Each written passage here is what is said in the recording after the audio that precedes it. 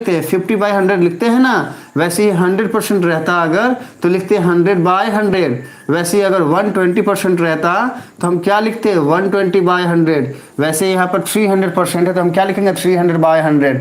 तो अब ये जब कट किए तो क्या आया 3k आया, मतलब ये 3k क्या है k का 300% है, ठीक है ना। तो अगर इंक्रीज हो जा रहा है काइनेटिक एनर्जी 300% से, तो अब काइनेटिक एनर्जी क्या होगा, हमने बोल दिया वो है k डैश। पहले क्या था k था, अब क्या है इंक्रीज कितना हुआ है 3k हुआ है, तो अब क्या होगा तो k + 3k = 4k। अब समझ में आया ये बात तो बोलो फटाफट यस। अगर ये वाली बात समझ में आ गई सबके तो बोलो यस। 3k का मतलब 3 काइनेटिक एनर्जी, बिल्कुल बच्चे 3 टाइम्स 300 टाइम्स एक्चुअली ना, it's not 3 times, it's 300 times.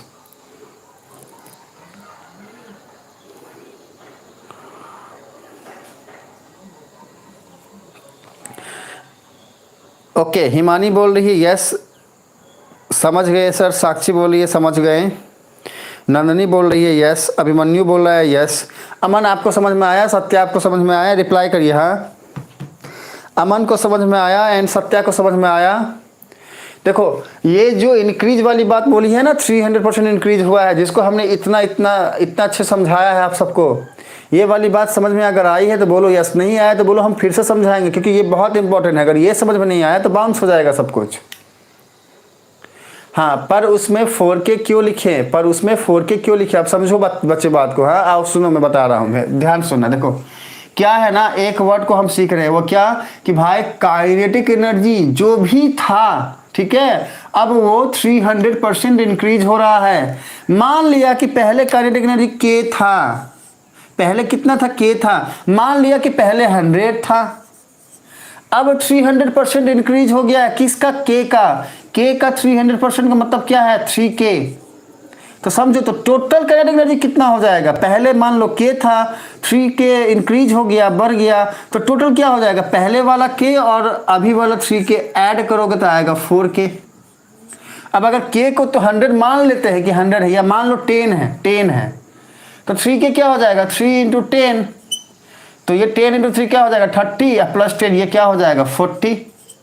मतलब पहले 10 था, अभी 10 का 300% बढ़ गया, मतलब 30 बढ़ गया, तो हुआ कितना 40। समझ में आया अमन, समझ में आया अमन।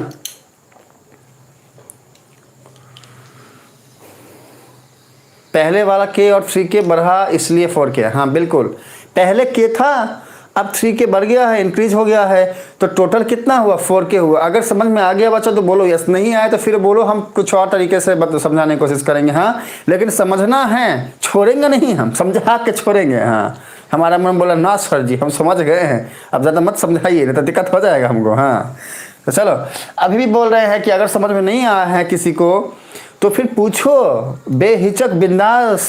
हाँ बिंदास हम बोल रहे हैं कि पूछो हमसे, अगर डाउट को दिमाग में रखोगे तो फिर बच्चे बाद में सब बाउंस होगा। हाँ आपके फ्रेंड्स को हो सकता है समझ में आ गया हो, आपको नहीं आया है तो फिर ये नहीं सोचना है कि अरे मुझे समझ में नहीं आया मेरे फ्रेंड को आ गया है तो मैं कैसे बोलूँ, नहीं हेजिटेट नहीं होना है, पूछना है।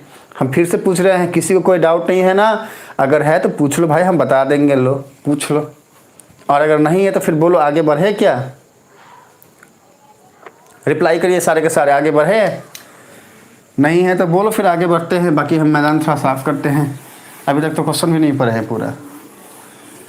नंदनी बोल रही है नो डाउट। अमन आपको समझ में आया ना, अमन को डाउट था इसलिए हम पूछ रहे हैं अमन से, आपको समझ में आया बच्चा, रिप्लाई में अमन नो डाउट, सत्या को नो डाउट है, नंदनी को डाउट नहीं है, साक्षी को नहीं है, अभिमन्यु को नहीं है, हिमानी को नहीं है। I am waiting for Aman reply. हाँ अमन का जैसी रिप्लाई आएगा हम जो है क्लास को फिर आगे बढ़ाएंगे। हमारा अभिमन्यु बोल रहा है सर जी ऑल क्लियर, हमारा अमन बोल रहा है यस सर जी। अरे दिखाई नहीं देता है आपको, अरे हम कब के क्लियर बोल के बैठे हुए हैं, हमको बार बार पूछते हो समझ में आया नहीं है। हाँ आपको भरोसा नहीं है अपने अमन पे, हाँ हमारा दिल तोड़ दिया आप ऐसा पूछ के ना बच्चा, ऐसा नहीं है। हाँ ऐसा नहीं है, हम देखे फिर भी हम एक बार जो है फिर पूछ रहे थे कि समझ में आ गया है ना। चलो अब जो है अब